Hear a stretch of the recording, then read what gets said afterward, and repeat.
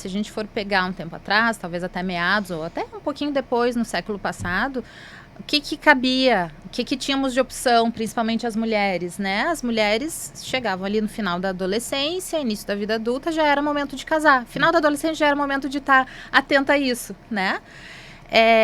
E a opção era casar, ter filhos e temos ainda, de alguma forma, aquele mito. Casaram e foram felizes para sempre. Como se o casamento como um fim e não como o início de um outro processo, né? Então, o que nós temos hoje, por um lado, traz possibilidades e poder de escolha, e isso é muito bom, né? Então, poder decidir se vai casar ou se não vai, se vai ter filhos ou se não vai, quando, poder priorizar estudos, poder priorizar carreira, poder priorizar experiências individuais e pessoais de autoconhecimento, de experiências, né? Mudanças, inclusive, de carreira, enfim. Morar sozinho ou morar sozinha, que é uma coisa também relativamente recente. Isso, por um lado, é muito bom e, com certeza, contribui para o processo de amadurecimento que depois pode reverberar no relacionamento em uma relação mais saudável, né? Por outro lado, esse processo também traz angústia, né? Angústia de escolha. Será que eu estou escolhendo certo? Será que eu tenho que casar com este parceiro? Será que não é? Será que eu não posso encontrar outra pessoa melhor? Será que é o momento certo? Será que não é melhor eu primeiro priorizar a minha carreira? Então, essa questão de ponderar muito todas as possibilidades, isso também traz angústia, né? A gente vive também um processo em que as pessoas têm muito receio de fazer a escolha errada. Isso é ansiogênico, isso, a questão assim de ficar pensando, será que eu não vou me arrepender? E um cuidado muito grande, né, nesse planejamento, que às vezes pode ser angustiante e que é relativamente recente, porque antes não tínhamos tantas opções, né? Então temos os dois lados. Tem um ponto que eu também acho interessante, Eduardo, que assim, até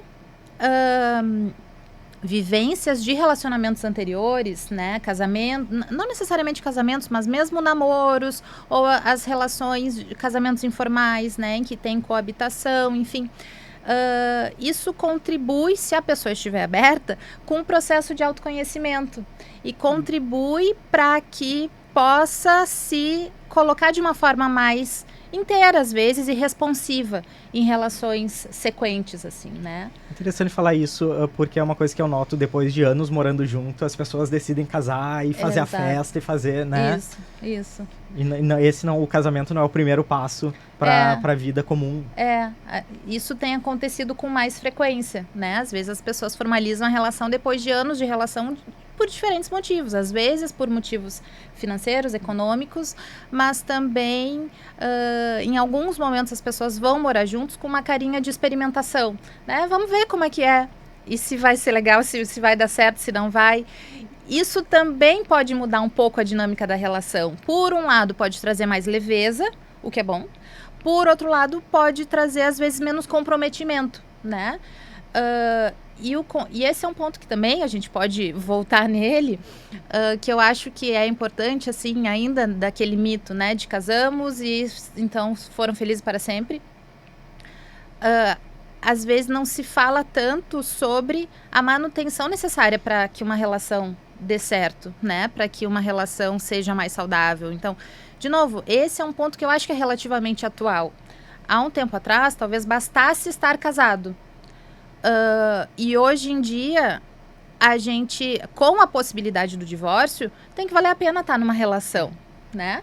Claro, tem muitos desdobramentos em relação a isso, tem uma complexidade toda envolvida, mas, enfim, só para trazer os dois lados, né? As possibilidades e as angústias das possibilidades.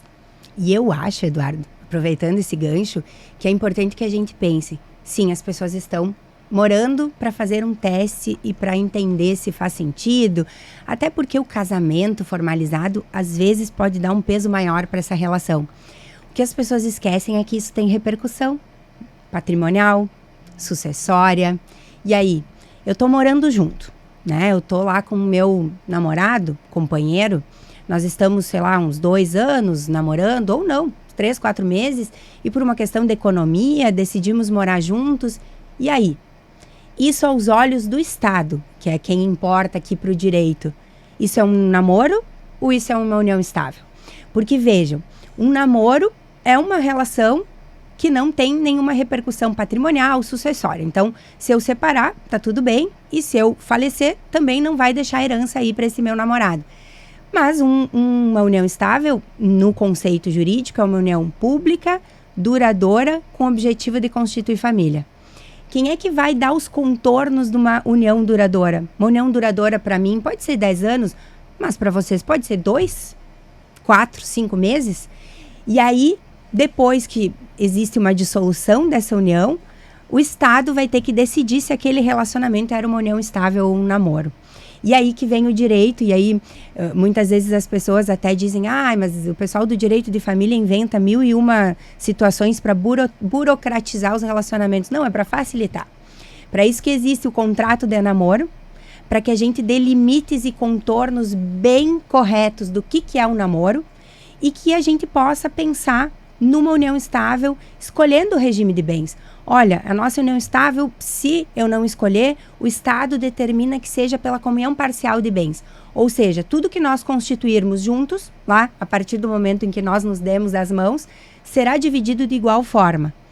É isso que eu imagino ou não? Eu quero ter a opção de escolher um regime da separação absoluta de bens. O que é teu, o que é meu. Se nós adquirirmos algum patrimônio em conjunto, nós colocamos no nome dos dois e tudo fica muito bem e ajustado. Eu tenho a possibilidade de fazer essa escolha. O contrato de namoro é um documento que eu digo que eu e o meu namorado sabemos que estamos numa união que pode ser pública e duradoura e que pode até vir a ter o objetivo de constituir família, mas futuro, e que nós sabemos que essa relação não tem nenhuma repercussão amorosa. Inclusive fazendo uma previsão de que caso evolua para uma união estável, nós já escolhemos o regime de bens. E com esse leque de opções que tem a repercussão patrimonial e sucessória, o casamento adquiriu outro lugar, menos de proteção e mais de comunicar outra coisa, tu acha? Eu acho que não. Não? Não. Eu acho que as pessoas estão mais livres. Mais livres para escolher casar ou não, escolher se relacionar ou não, escolher permanecer ou não nesse casamento. Porque eu ouço muito assim, na época da minha avó, os casamentos duravam 50 anos. Sim, primeiro não se tinha a opção do divórcio. Depois, em 77, veio a opção do divórcio, mas as mulheres não tinham como se manter longe daquele casamento. Hoje as mulheres têm empresas, são CEOs, são presidentes, têm a opção de escolher permanecer pelos vínculos afetivos. E a gente sabe, a violência doméstica aumenta significativamente quando aquela mulher não tem como sair daquele relacionamento por questões financeiras.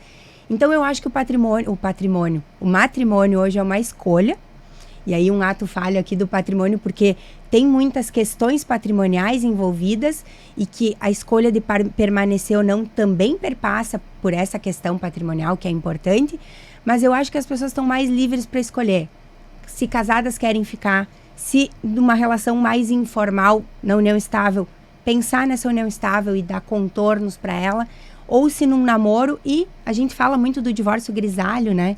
Que é aquele divórcio que acontece com as pessoas com 60 a mais e que se relacionam novamente, que tem outros casamentos.